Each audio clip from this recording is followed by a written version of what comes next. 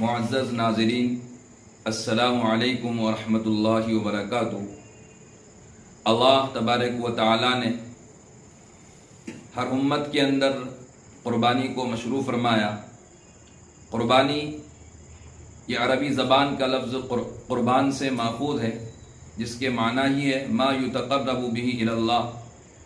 ایسا عمل جس کے ذریعے سے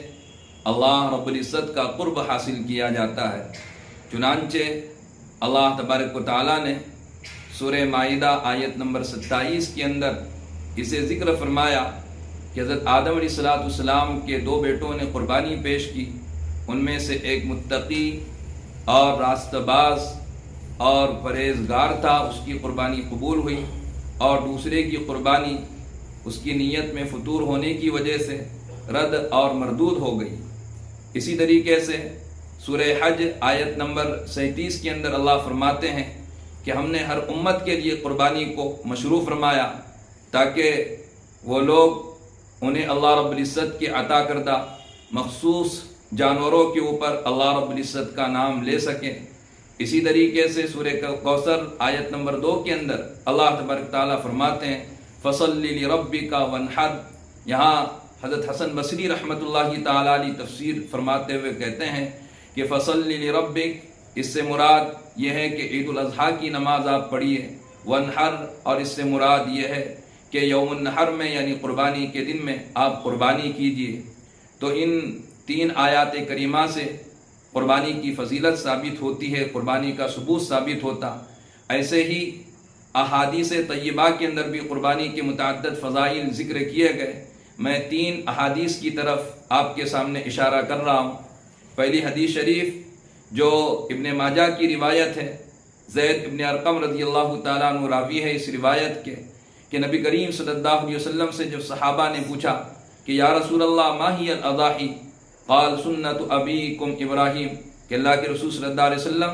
یہ قربانی کیا ہے؟ تو آپ صلی اللہ علیہ وسلم نے فرمایا تمہارے ابو ابراہیم علیہ السلام کی سنت ہے۔ صحابہ نے کہا کہ ہمیں اس پر کیا ثواب ملے گا؟ تو آپ صلی اللہ علیہ وسلم نے فرمایا کہ ہر بال پر ایک نیکی ملے گی۔ صحابہ نے ذرائع تعجب پوچھا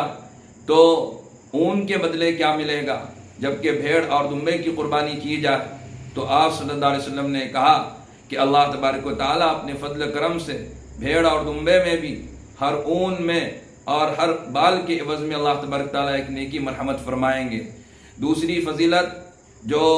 ترمذی شریف کی روایت ہے ام المؤمنین ماں عائشہ رضی اللہ تعالیٰ عنہا سے، کہ نبی کریم صلی اللہ علیہ وسلم نے فرمایا کہ قربانی کے دن اللہ رب العزت کو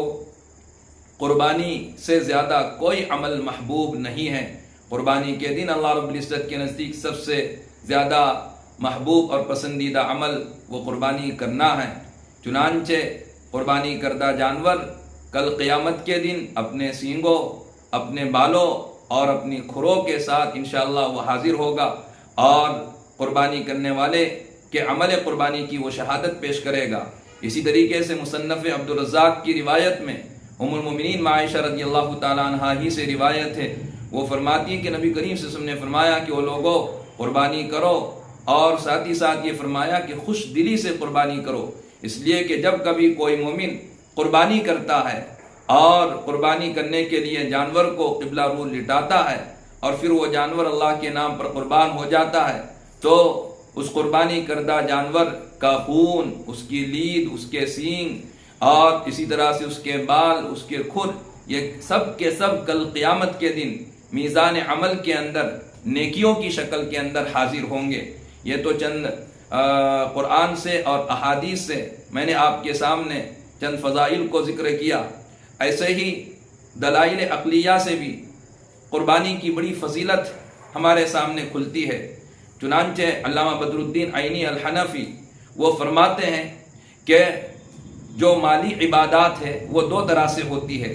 ایک قسم کی مالی عبادت جو نوع بطریق تملیک ہوتی ہے، یعنی ایسی عبادت کہ جس کے اندر سامنے والے کو مال کا مالک بنا دیا جاتا ہے، جیسے زکوٰۃ اور صدقات وغیرہ۔ اور دوسری قسم کی نوع وہ ہوتی ہے کہ جس کو نوع بطریق الاتلاف کہا جاتا،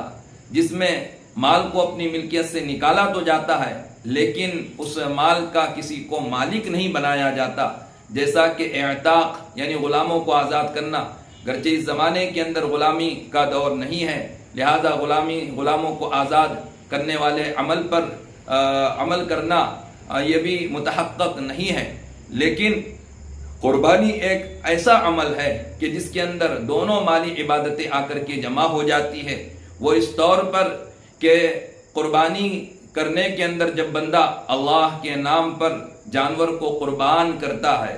تو جس کو احراق دم کہا جاتا ہے، یعنی خون کو اللہ کے نام پر بہانا، تو یہ نوع بطریق الاتلاف ہوا، ایک ایسی نوع ٹھہری کہ جس کے اندر ایک چیز کو بس اپنی ملکیت سے نکالنا ہوا اور کسی کو مالک بنانا نہیں ہوا، اور ساتھ ہی ساتھ جو نوع بطریق تملیک ہوتی ہے جس کے اندر کسی کو کسی مال کا مالک بنایا جاتا ہے، تو جب قربانی کے جانور کا خون بہا دیا جاتا ہے تو اب باقی جو قربانی کے جانور کا گوشت ہوتا ہے اس گوشتوں کو صدقہ کیا جاتا ہے، اس گوشت کو تقسیم کیا جاتا ہے۔ تو اس طرح سے گوشت کو تقسیم کرنے پر تملیک کا بھی فریضہ ادا ہو جاتا ہے، تو اتلاف بھی جمع ہو گیا، تملیک بھی جمع ہو گئی، یعنی قربانی کے اندر دو باتیں جمع ہو گئی کہ آدمی نے اللہ کے راستے میں جانور کو قربان کر کے، اللہ کے نام پر قربان کر کے،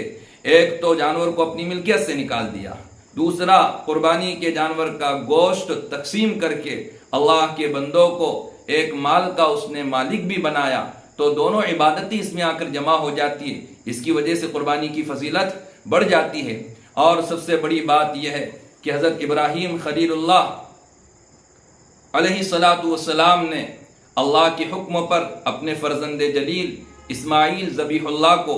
جو ذبح کرنے کے لیے لٹایا، بلکہ اللہ رب العزت کے حکم کی تعمیل کی، تو حکم خداوندی کی تعمیل پر جو اجر اللہ رب العزت نے ان کو عطا فرمایا، تو اللہ کی ذات سے امید ہے کہ حضرت ابراہیم خلیل اللہ کی نبی کریم صلی اللہ علیہ وسلم کی اقتداء کرتے ہوئے اگر ہم قربانی کریں گے تو جو ثواب اللہ رب العزت نے حضرت ابراہیم کو تعمیل حکم پر عطا فرمایا تھا، وہی ثواب اللہ تبارک و تعالی ہمیں قربانی کرنے پر جو ہے تو مرحمت فرماتے ہیں۔ اسی